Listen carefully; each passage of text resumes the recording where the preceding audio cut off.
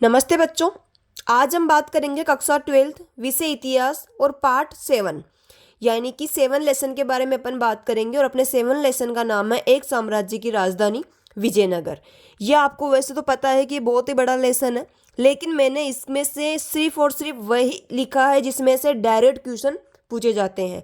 यानी कि आपकी इस लेसन में जो मैंने लिखा है हर एक लाइन से आपके क्वेश्चन आएगा, तो आप इसको ध्यान से पढ़ना।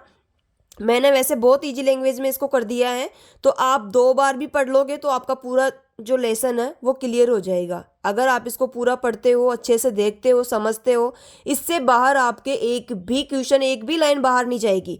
और इसमें हर एक लाइन से आपके क्वेश्चन बन रहा है। 4-5 पेज में जो मैंने इसको समेटा है उसके हर एक लाइन से आपके बोर्ड एग्जाम में क्वेश्चन आएगा। आपको देखते ही लगेगा कि हाँ मैम ने ये बहुत अच्छा बताया है, और देखो हमारे तुरंत क्वेश्चन आ गए हैं। अभी तक अपने 6 लेसन हो गए हैं, और एक राष्ट्रवाद का उदय वाला हो गया, और एक ये, तो अब तक आपके इसके सहित 8 लेसन हो जाएंगे। बाकी 4 लेसन बचेंगे, उसको भी मैं जल्दी ही आपके करवा दूंगी। तो आप इसको डेली के डेली याद करते चलो ताकि आपके भार नहीं पड़े। चलिए आगे बात करते हैं अपन। आपका जो आज लेसन का नाम है वो है एक साम्राज्य की राजधानी विजयनगर। यानी कि अपन किस पर बात करेंगे, इसके ऊपर बात करेंगे। सब कुछ बात ही विजयनगर के ऊपर होगी कि विजयनगर के अंदर क्या क्या सैनिक व्यवस्थाएं थी, क्या क्या इसमें कौन कौन से मंदिर थे, कैसे यहाँ के लोग शासन चलाते थे, कैसे यहाँ पर सब कुछ होता था। सभी अपने को हर एक लाइन में विजयनगर के बारे में बात करनी है। सबसे पहले अपन बात करेंगे विजयनगर साम्राज्य की स्थापना। ये क्वेश्चन कई बार एग्जाम में पूछे गए हैं। इसमें इस लाइन से आपका क्वेश्चन बन रहा है। सबसे पहले तो विजयनगर साम्राज्य की स्थापना कब होती है, तो आपको याद रखना है 1336 ईस्वी के अंतर्गत होती है। किसने करी है? हरिहर और बुक्का 2 भाई थे, उन्होंने करी है। यानी कि पहली दोनों लाइन में से आपके क्वेश्चन बन रहा है। तीसरा क्वेश्चन ये आएगा, अब तक ये भी पूछा गया है और ये भी पूछा गया है, हो सकता है एग्जामिनर इस बार ये क्वेश्चन पूछ ले कि विजयनगर साम्राज्य कौन सी नदी के तट पर है, तो आपको याद रखना है तुंगभद्रा नदी के तट पर है। और तुंगभद्रा नदी हम्पी जो कि कर्नाटक में है कि में विजयनगर की स्थापना हुई है। यानी आपको ये पता होना चाहिए कि हम्पी जिसके जो कि कहाँ पर है, कर्नाटक में है, और किसमें, विजयनगर की यहाँ पर स्थापना हुई है। अब बात करते हैं हम्पी। हम्पी की खोज लगभग 1800 ईस्वी में। इसमें मैंने कहा था ना स्टार्टिंग में ही, हर एक लाइन से क्वेश्चन बन रहा है इसके अंदर। इसीलिए मैं आपको धीरे धीरे समझाऊंगी, टाइम ज़्यादा लग जाए, लेकिन आपको इससे आने वाला एक भी प्रश्न, मात्र 30-35 मिनट की जो क्लास होगी, इससे एक भी प्रश्न आपका बाहर नहीं जाने वाला है। इस अकॉर्डिंग अपन इसको पढ़ेंगे। जो इंटेलिजेंट बच्चे हैं उनको तो 2 बार में आराम से सब कुछ समझ में आ जाएगा। 2 बार अगर आपने देख लिया तो आपको ये मानो कंप्लीट याद हो जाएगा। और आगे जिनको एक बार और 3 बार देख लेंगे ना, तो बिल्कुल भी बाहर नहीं जाने वाला है। बात करते हैं हम्पी। मैंने हर एक लाइन से क्वेश्चन के लिए बोला था, 3 क्वेश्चन यहाँ बन गए हैं। विजयनगर साम्राज्य की स्थापना कब हुई? 1336 ईस्वी में। किसने करी? हरिहर और बुक्का ने। कौन सी नदी के किनारे हुई है? तुंगभद्रा नदी के किनारे। ये 3 क्वेश्चन तो इस वाले से हो गई। आगे, हम्पी की खोज कब हुई? 1800 ईस्वी में। किसने करी? कर्नल कोलिन और मैकेंजी। मैंने कहा था हर एक लाइन से क्वेश्चन बन रहा है, इससे भी क्वेश्चन बन गया है। ये आपके कई बार क्वेश्चन पूछा गया है कि हम्पी की खोज कब की गई है? 1800 ईस्वी में। कई बार क्वेश्चन अनगिनत, ये जो मैंने इस जो ये लेसन है, इससे छोटे छोटे जो आपके प्रश्न आते हैं वो ऑलमोस्ट इसी लेसन से आते हैं। यानी कि जो ऑब्जेक्टिव टाइप वाले या लघुतरात्मक, अति लघुतरात्मक, छोटे वाले जो प्रश्न आते हैं ना, वो इसी से उठ के आएंगे। तो इसीलिए मैंने हर एक लाइन इस तरीके से लिखी है कि हर एक लाइन से आपके क्वेश्चन बने। हम्पी की खोज कब हुई? 1800 ईस्वी में। किसने करी? कर्नल कोलिन मैकेंजी ने। अब ये भी क्वेश्चन आ सकता है, आजकल ये पूछा जा रहा है पैसा। यानी कि जैसे आपके हाफ ईयरली में पूछा गया था बुकानन का कि बुकानन पैसे से क्या थे, तो वैसे ही इसमें या कुछ भी पूछ ले, फ्रांसवा बर्नियर पैसे से क्या है, तो वैसे ही पूछा जा सकता है कर्नल कोलिन मैकेंजी पैसे से क्या है। तो ये एक अभियंता, सर्वेक्षक और मानचित्रकार थे, तो इसीलिए मैंने ये भी इसके अंदर लिखा है। हम्पी जो कि क्या थी? विजयनगर साम्राज्य की राजधानी। हर एक लाइन से क्वेश्चन बन रहा है, डायरेक्ट क्वेश्चन पूछा जाएगा विजयनगर साम्राज्य की राजधानी क्या है? हम्पी। उन्होंने, किसने? कर्नल कोलिन मैकेंजी ने। हम्पी के मंदिरों, मूर्तियों, शिलालेख और खंडरों का अध्ययन किया था। तब जाकर के कर्नल कोलिन मैकेंजी को ये पता चला था कि यहाँ पर वही विजयनगर साम्राज्य है जो कि अपन इतिहास में पढ़ते आए हैं। वेरी वेरी इंपॉर्टेंट क्वेश्चन, ये भी आपके बहुत ही मोस्ट 2025 के अकॉर्डिंग, सॉरी 25-26 के अकॉर्डिंग आपके ये बहुत ही मोस्ट क्वेश्चन है, ये आपके एग्जाम में पूछा जा सकता है। हम्पी को 1986 में यूनेस्को विश्व धरोहर स्थल घोषित किया गया है। ये क्वेश्चन आ सकता है कि हम्पी को यूनेस्को में कब शामिल किया गया? 1986 में। Very very important. आगे बात करते हैं राय, नायक तथा सुल्तान। ये तीनों ही अलग अलग होते हैं, तीनों के बारे में अपन बात करेंगे।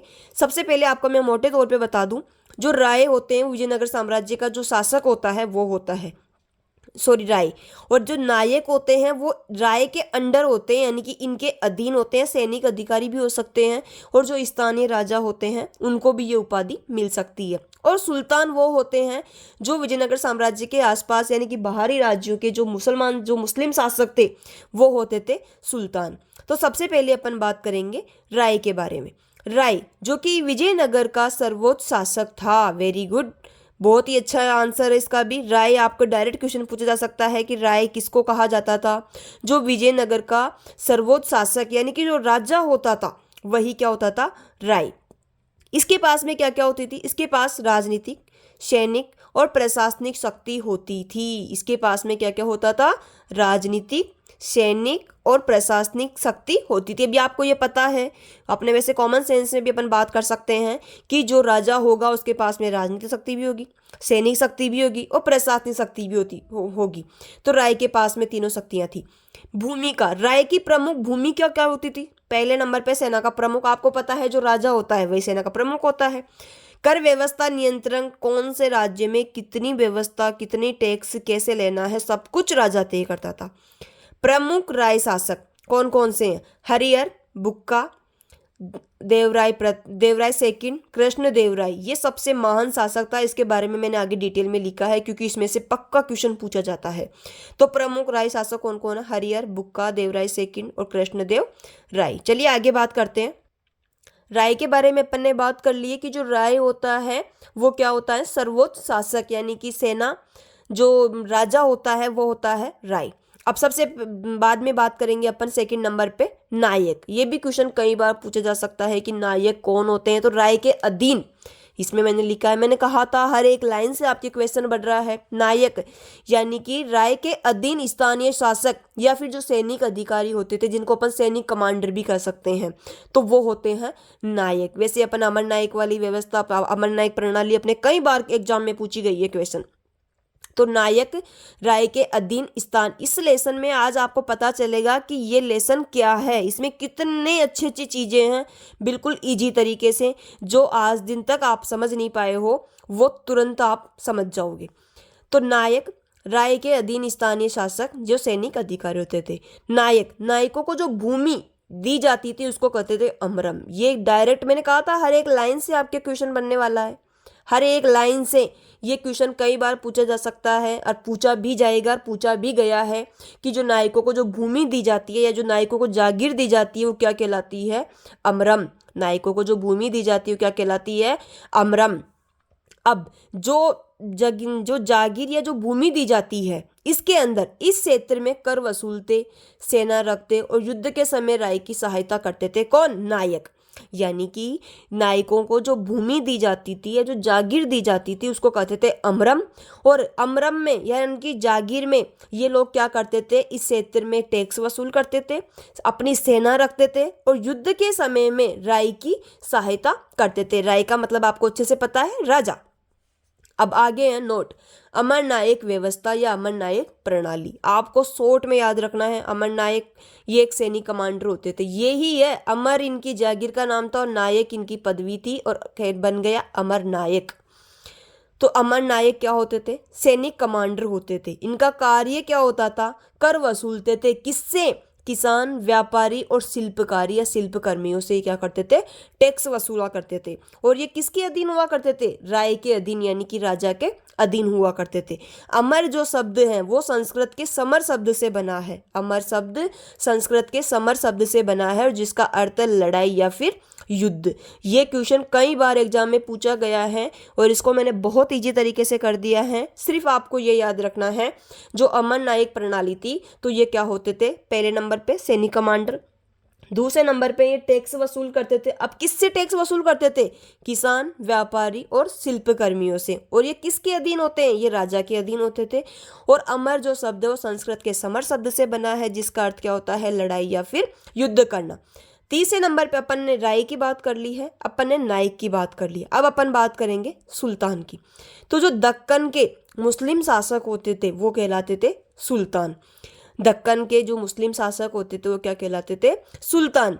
सल्तनतें, अब दक्कन के जो मुस्लिम शासकों की सल्तनतें कौन कौन सी थी, दक्कन सल्तनतों के नाम बताऊं, बीजापुर, अहमदनगर, गोलकुंडा, बीदर और बरार। ये जो सल्तनतें थी और इनका जो शासक होता था वो कहलाता था सुल्तान। अपन ने राय की बात करी, नायक की बात करी, अब सुल्तान की बात कर रहे हैं। दक्कन के जो मुस्लिम शासक होते थे जिनके पास में सल्तनतें थी कौन कौन सी, बीजापुर, अहमदनगर, गोलकुंडा, बीदर और बरार। और इनके जो शासक या जिनका जो राजा होता था वो कहलाता था सुल्तान। अब ये क्वेश्चन भी कई बार एग्जाम में पूछा गया है, तालीकोटा का युद्ध कब होता है, तो तालीकोटा का युद्ध हुआ था 1565 ईस्वी के अंतर्गत। Very very important. मैंने पहले बार ही कहा था कि हर एक लाइन आपके लिए क्वेश्चन छोड़ेगी, हर एक लाइन आपको एक क्वेश्चन देके जाएगी, हर एक लाइन आपको एक नंबर देके जाएगी। तो आपको इनको ध्यान से, तभी मैं इनको बार बार कह के आपको याद करवा रही हूँ। आपको सिर्फ और सिर्फ सुनना है बैठ करके, और मैं जैसे कह रही हूँ आपको वैसे ही समझना है। तालीकोटा के युद्ध में सभी सुल्तान, ये वाले सुल्तान एकजुट हुए 1565 में। तालीकोटा का, इसको राक्षसी तागड़ी का युद्ध भी कहते हैं, ये भी याद रखना है आपको। जो तालीकोटा का युद्ध होता है उसको राक्षसी तागड़ी के युद्ध के नाम से भी जाना जाता है। और ये कब होता है, 1565 में। कौन सा युद्ध होता है, तालीकोटा का युद्ध, जिसको राक्षसी तागड़ी का युद्ध भी कहते हैं। और इसके अंदर सभी सुल्तान, ये जो अपन सुल्तान की बात कर रहे हैं, सभी सुल्तान एकजुट हुए और इसी युद्ध के बाद विजयनगर साम्राज्य का पतन हुआ। ये भी क्वेश्चन आ सकता है कि विजयनगर साम्राज्य का पतन कौन से युद्ध के बाद होता है, तो ये आपको पता होना चाहिए कौन से युद्ध के बाद होता है, तालीकोटा के युद्ध के बाद में। और ये कब होता है, 1565 ईस्वी में। जब 1565 में तालीकोटा या राक्षसी तागड़े का युद्ध होता है तो उस समय विजयनगर का पतन हो जाता है। यानी कि अब मैंने यहाँ पर लिखा है राय सर्वोच्च सत्ता, यानी कि विजयनगर का जो सम्राट होता है वो, नायक सैनिक कमांडर या स्थानीय शासक, सुल्तान बाहरी शक्तियां व पतन का कारण ये ही बने हैं। अब बात करते हैं कृष्णदेवराय। हर एग्जाम में हर बार, चाहे ईयरली एग्जाम हो चाहे हाफ ईयरली एग्जाम हो, कृष्णदेवराय कभी पीछे नहीं रहा है। इससे क्वेश्चन पक्का पक्का पक्का बनता है, इसीलिए मैं इनके बारे में जितने क्वेश्चन बन सकते हैं वो सारे ही ले आई हूँ।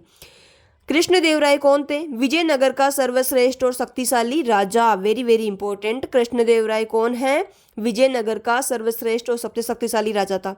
वंश कौन सा है, तुलु वंश। कृष्णदेवराय का जो वंश है वो कौन सा वंश है, तुलु वंश। राजधानी क्या थी, हम्पी। कृष्णदेवराय की राजधानी हम्पी। आगे, तेलुगु भाषा में प्रसिद्ध रचना, ये एक बहुत अच्छे लेखक भी थे, कवि भी थे और इन्होंने तेलुगु भाषा में एक अपनी रचना लिखी जिसका नाम है अमुक्तमाल्यदा। जिसका नाम क्या है, अमुक्तमाल्यदा। आपके ये क्वेश्चन डायरेक्ट पूछा जा सकता है, कृष्णदेवराय की रचना का नाम लिखिए। इसमें कोई डाउट नहीं कि एग्जामिनर इसको पूछ सकता है। अभी इसको पूछा गया था कि अमुक्तमाल्यदा की मतलब रचनाकार कौन थे, कृष्णदेवराय थे। लेकिन अमुक्तमाल्यदा ये भी क्वेश्चन पूछा जा सकता है, कृष्णदेवराय की जो रचना है उसका नाम लिखिए। तो आपको ये याद होना चाहिए, अमुक्तमाल्यदा। इनके दरबार में अष्टदिग्गज नामक 8 कवि थे। वेरी वेरी इंपॉर्टेंट है, इनके दरबार में ये क्वेश्चन आ सकता है। अष्टदिग्गज नामक 8 कवि किसके दरबार में रहते थे, कृष्णदेवराय के दरबार में। कृष्णदेवराय के दरबार में कौन से कवि रहते थे, अष्टदिग्गज नामक 8 कवि रहते थे। आपको हर एक लाइन क्वेश्चन देके जाएगी, देख लो कितनी, एक भी ऐसी लाइन नहीं जो क्वेश्चन नहीं देके जा रही है। सिर्फ आपको याद करना है, छोटे क्वेश्चन पूरे इसमें से ही बनते हैं, इसमें से पक्का क्वेश्चन बनेगा आपका। इनके दरबार में अष्टदिग्गज नामक 8 कवि थे। इनका समय विजयनगर साम्राज्य का स्वर्ण युग माना जाता है। जो कृष्णदेवराय का समय चल रहा था वो विजयनगर साम्राज्य का स्वर्ण युग माना जाता है। इसमें से बनने वाले प्रश्न हैं, सबसे शक्तिशाली सर्वश्रेष्ठ राजा कृष्णदेवराय, कौन से वंश से संबंधित, तुलु वंश संबंधित, राजधानी हम्पी, इनकी रचना का नाम अमुक्तमाल्यदा, इनके दरबार में कौन से कवि रहते थे, अष्टदिग्गज नामक कवि, और इनका समय विजयनगर साम्राज्य का स्वर्ण युग माना जाता है। चलिए आगे बात करते हैं। कई बार क्वेश्चन पूछा जा सकता है कि विजयनगर में जल संपदा के बारे में बताइए या सिंचाई के बारे में बताइए या वहां पर पानी की क्या व्यवस्था है। चाहे किसी भी तरीके से जल से संबंधित या पानी से संबंधित कोई सा भी प्रश्न आ जाए आपको ये ही करना है। इसीलिए मैंने इसके पॉइंट भी लिख दिए हैं, बहुत ही ईजी लैंग्वेज में आपको समझाने के लिए भी बना दिया है या लिख दिया है। सबसे पहले नंबर पे विजयनगर में जल संपदा, सबसे पहले नंबर पे आएगी नहरें। तुंगभद्रा नदी, आपको ये तो पता ही है कि विजयनगर साम्राज्य कौन से नदी के किनारे है, तुंगभद्रा नदी के किनारे। तो तुंगभद्रा नदी से लंबी नहरें निकाली गई है। सबसे पहले तो जो तुंगभद्रा नदी थी इससे लंबी नहरें निकाली गई है, जिसमें से एक नहर है हीरिया नहर। हीरिया नहर, अब इस ये जो नहर आ रही है इससे क्या क्या कार्य करते थे, खेती, इसमें खेती यानी कि खेतों को पानी पिलाते थे, पीने का पानी और नगर की जरूरतें पूरी होती थी। सबसे पहले नंबर पे अपन ने बात करी नहरों की। नहरें, तुंगभद्रा नदी से लंबी नहरें निकलती थी जिसमें एक हीरिया नहर भी थी और इससे खेती, पीने का पानी और नगर की जरूरतें पूरी होती थी। आगे तालाब और जलाशय। पहले नंबर पे अपन ने नहरों की बात कर ली अच्छे से, अब तालाब और जलाशय के बारे में बात करते हैं। बड़े बड़े तालाब बनाए गए जैसे कमलपुरम जलाशय, आपको एक याद रखना है, इसके अंदर बहुत सारे बड़े बड़े तालाब बनाए गए थे जिसमें एक है कमलपुरम जलाशय। आगे है बांध, नदी और नालों पर छोटे छोटे बांध बनाकर पानी को रोका जाता था। जो नदी आ रही थी या जो नाले आ रहे थे उनके ऊपर छोटे छोटे बांधों को बना करके पानी रोकते थे। यानी कि जल से संबंधित या सिंचाई से संबंधित आपको 3 चीजें याद हो गई है। सबसे पहले नहरें, तुंगभद्रा नदी से लंबी लंबी नहरें निकाली जाती थी और किससे काम आती थी, खेती, पीने का पानी और नगर की जरूरतें पूरी होती थी। दूसरे नंबर पे है तालाब और जलाशय, बड़े बड़े तालाब बनाए गए जैसे कमलपुरम जलाशय। बांध की अगर बात करें तो नदी और नालों पर छोटे छोटे बांध बनाकर पानी को रोका जाता था। अब बात करते हैं आगे विजयनगर की किलेबंदी। विजयनगर की किलेबंदियों को लेकर के बहुत बार क्वेश्चन पूछे गए हैं। चलिए देखते हैं। पहले नंबर पे आपको लिखना है बहुस्तरीय किलेबंदी। देखते हैं कैसे हैं बहुस्तरीय किलेबंदी। विजयनगर में एक नहीं कई परतों में किले बने थे, यानी कि किला, फिर किला, फिर किला और फिर लास्ट में किला, इस तरीके से। यानी कि जैसे ये दीवार चारों तरफ से घिरी हुई है, फिर ये दीवार चारों तरफ से घिरी हुई है, फिर ये जाकर के यहाँ पर किला, तो यानी कि परत के ऊपर परत। विजयनगर में एक नहीं कई परतों में किले बने थे। पहले बाहरी किला, फिर नगर किला और अंत में राजमहल किला। Very very important.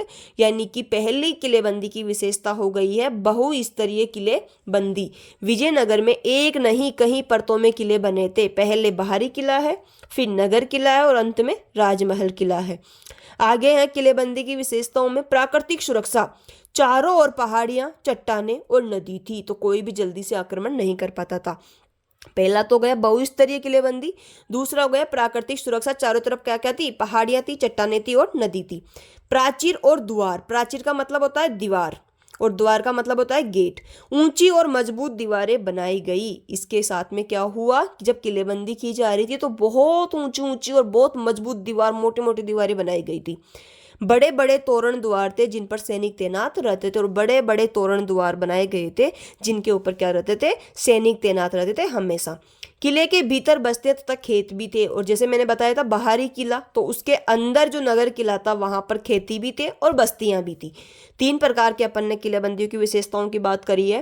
पहले नंबर पे है बहुस्तरीय किलेबंदी, दूसरे नंबर पे प्राकृतिक सुरक्षा और तीसरे नंबर पे प्राचीर और द्वार। अगर आपके निबंधात्मक प्रश्न भी आ जाता है तो भी इतना सा तो आप लिख देना, आगे अपने मन से लिख देना, आपके पूरे नंबर हैं।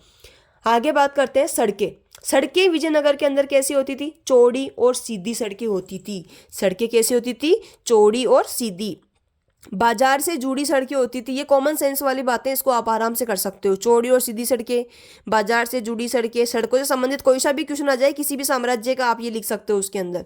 चौड़ी और सीधी सड़कें, बाजार से जुड़ी सड़कें, जल निकासी और सफाई, और अच्छी सड़कों से व्यापार, प्रशासन और नियंत्रण आसान हुआ। जब अच्छी सड़कें हुई तो व्यापार भी बढ़ा, प्रशासन भी ढंग से चला और नियंत्रण भी आसान हो गया।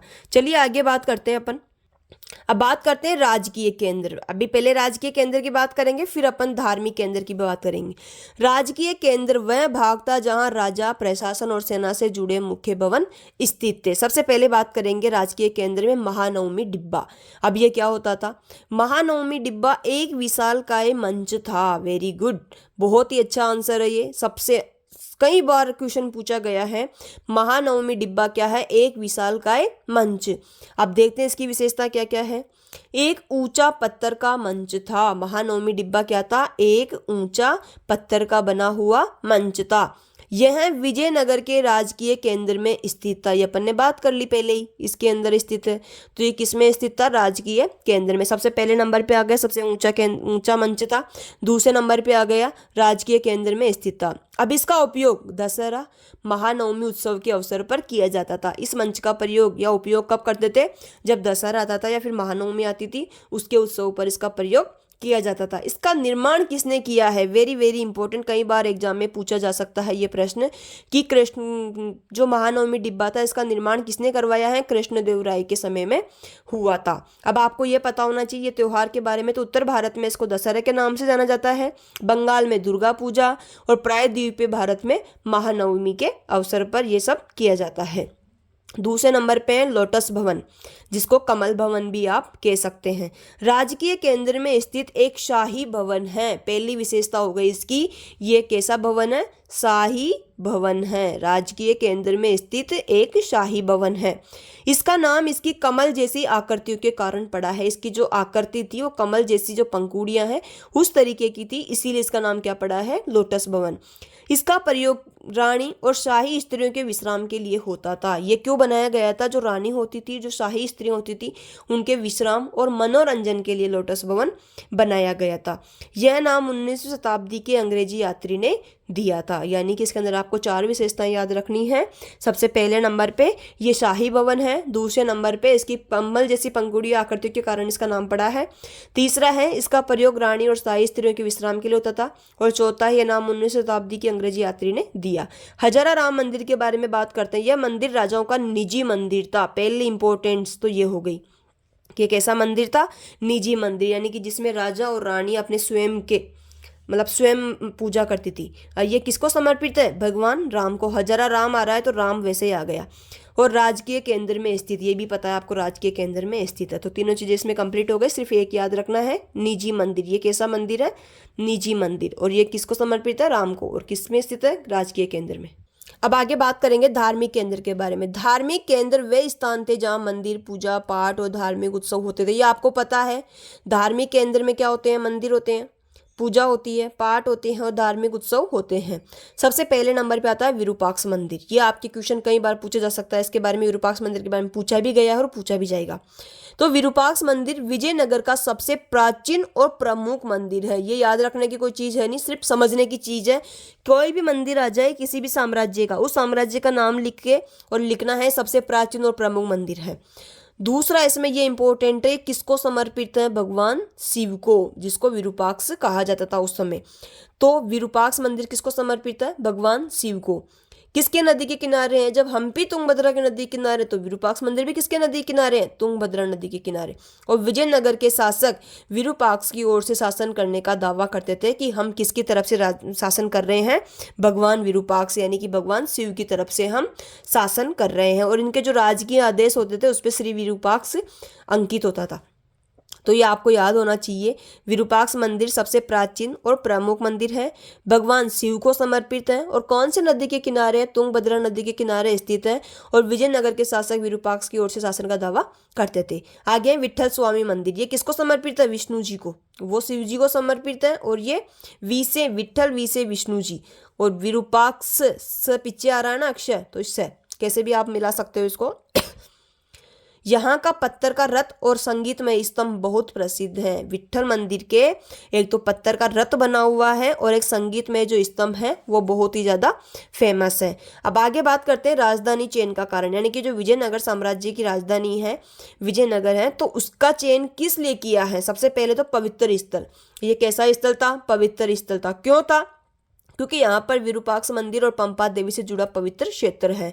दूसरा, राज सत्ता को धार्मिक समर्थन, राजा स्वयं को धर्म का रक्षक बताना चाहता था। प्रजा का विश्वास, यानी कि इसके ऊपर भगवान, इनके राजा के ऊपर क्या होता था, प्रजा का विश्वास बना हुआ था। चौथा है तीर्थ और नगर का विकास, पवित्र स्थल होने के कारण यात्री और व्यापारी आते थे तीर्थ करने के लिए। यात्री आते हैं, अपने भी बहुत सारे ऐसे मंदिर है जहाँ पर आज भी तीर्थ करने के लिए लोग जाते हैं, तो यहाँ पर भी तीर्थ करने के लिए यात्री भी आते थे और व्यापारी भी आते थे। और इसी से राजधानी का आर्थिक और नगरीय विकास हुआ। जब बाहर से व्यक्ति आएंगे, खर्चा पानी खाएंगे पिएंगे, तो उससे आर्थिक विकास होगा, और घूमेंगे करेंगे, बस्तियां बसाएंगे, तो उससे नगरीय विकास होगा। यानी कि राजधानी चयन करने के 4 कारण है, पवित्र स्थल, राज सत्ता को धार्मिक समर्थन, प्रजा का विश्वास और तीर्थ और नगर का विश्वास। चलिए आगे बात करते हैं, लास्ट पेज। अब लास्ट अपना गोपुरम और मंडप।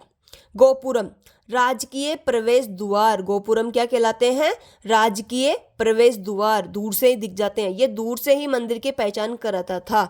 आज भी आपको पता है मंदिर के अंदर या तो ऊपर जो बना हुआ है,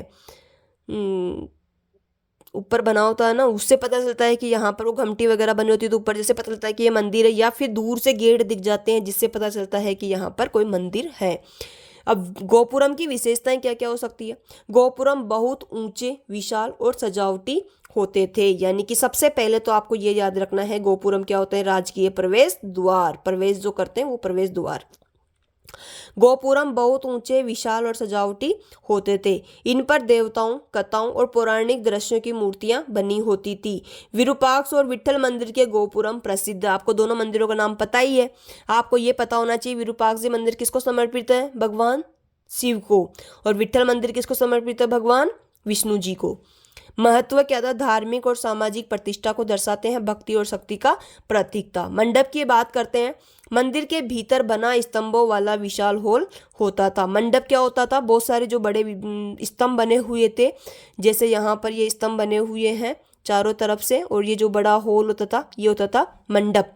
यहाँ धार्मिक, सामाजिक और सांस्कृतिक गतिविधियां होती थी। विजयनगर में मंडप की क्या क्या विशेषताएं थी। मंडपों में सुंदर नक्काशीदार स्तंभ होते थे। यहाँ उत्सव, नृत्य, संगीत और सभाएं आयोजित होती थी। कुछ मंडप संगीतमय स्तंभों के लिए प्रसिद्ध, जैसे विट्ठल मंदिर। ये अपन ने बात कर ली विजयनगर साम्राज्य के बारे में। सब कुछ मैंने बहुत ईजी लैंग्वेज में इसको समझा दिया है। मैंने कहा है हर एक लाइन से आपकी क्वेश्चन बन रहा है। अब आपको कमेंट में लिखना है जो मैं आपको क्वेश्चन दे रही हूँ। आपको कमेंट में लिखना है राय के बारे में, कि राय किसे कहते हैं। आपको दूसरे नंबर पे लिखना है नायक के बारे में, और तीसरे नंबर पे लिखना है सुल्तान के बारे में। इन तीनों के बारे में जो मैंने बताया है शॉर्ट में, आप वो भी इसमें लिख सकते हो। राय, नायक तथा सुल्तान, इन तीनों के बारे में आपको कमेंट में लिखना है, जिससे मुझे ये पता चल सके कि आप पढ़ रहे हो या नहीं पढ़ रहे हो। बेटा अब एग्जाम बहुत पास में आ गए हैं, अपने पास में ज़्यादा टाइम नहीं है। आपको भी पता है 20 दिन आप मान सकते हो, 20 दिन बाद आपके एग्जाम स्टार्ट है। 20 दिन में आप जितना कर सकते हो उतना कर लो। लास्ट टाइम है, ज़िंदगी बार बार नहीं मिलने वाली है। इस जो आपके पास मार्कशीट रहेगी उसकी वैलिडिटी लाइफ टाइम तक रहेगी। तो अभी आप सब कुछ छोड़ करके थोड़े दिन स्वार्थी बन जाओ, सिर्फ और सिर्फ अपने लिए सोचो अगर आगे बढ़ना है तो। और कोई भी चीज़ में समझ में नहीं आती है तो आप मुझे कमेंट में ज़रूर लिख सकते हो। और अभी तक जिन बच्चों ने सब्सक्राइब नहीं किया है, आपसे रिक्वेस्ट है कि आप भी इसको चैनल को सब्सक्राइब करें, ताकि अपना चैनल बढ़े और मैं आपके ज़्यादा से ज़्यादा हेल्प आपकी कर सकूँ। Thank you.